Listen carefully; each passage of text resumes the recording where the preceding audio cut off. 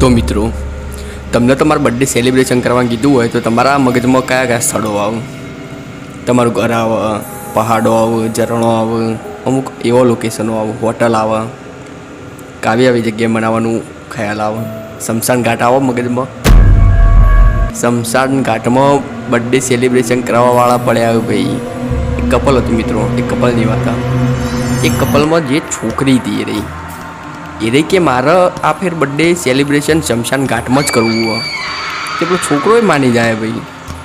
આ તો 2 જણા જઈ શમશાન ઘાટમાં બર્થડે મનાવવા, કેક બેક લઈને જઈએ, કેક કાપ, થોડા કેક એકબીજાને ખવડાવે, પછી ફોટા પાડે એકબીજાના, સેલ્ફી લઈએ, બધું કમ્પ્લીટ પટી જાય. ઘેરે આવતા રહી સેલિબ્રેશન કરીને. પણ ઘેર આવીને મિત્રો જ્યારે એ ફોટા જોવો ને ત્યારે ભાઈ એમની પગ નીચેથી જમીન હલી જાય.